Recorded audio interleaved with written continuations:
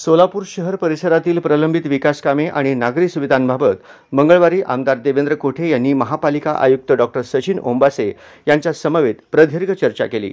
याप्रसंगी शासकीय जमिनीवरील झोपडपट्ट्यांमध्ये घरकुल योजना राबवण्यासाठीचा आराखडा बनविणे, दुहेरी जलवाहिनीचे काम पूर्ण करून चाचणी घेणे, धर्मवीर संभाजी तलाव सुशोभीकरण तसेच प्राणी संग्रहालय पुनर्निर्मितीची आमदार देवेंद्र कोठे यांनी केली। ग्रामदैवत श्री सिद्धरामेश्वर मंदिरासमोरील शौचालय पाडून परिसर विकास करावा अशी आग्रही भूमिका आमदार देवेंद्र कोठे यांनी याप्रसंगी घेतली।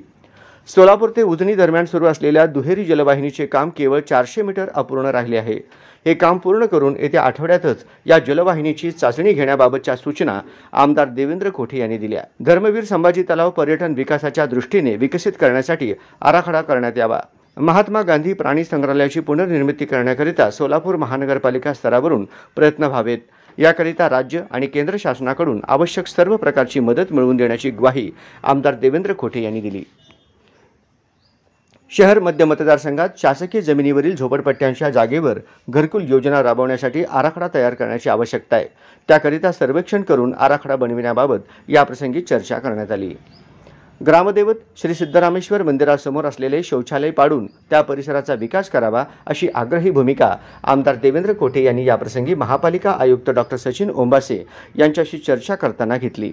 त्यामुळे अनेक वर्षांपासून श्री सिद्धरामेश्वर भक्तांची मागणी लवकरच पूर्णत्वास जाण्याची शक्यता निर्माण झाली आहे।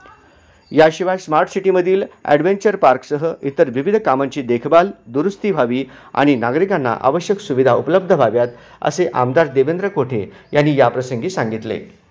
शहरातील स्वच्छतेची योग्य निगा राखण्यासाठी रात्री रस्ते आणि शहर परिसर स्वच्छ करण्याची यंत्रणा पुन्हा सुरू करावी असेही आमदार कोठे यांनी सांगितले। सोलापूर शहरातील बहुचर्चित मार्कंडे जलतरण तलावातील समस्यांबाबतही आमदार कोठे यांनी महापालिका अधिकाऱ्यांना सूचना केल्या।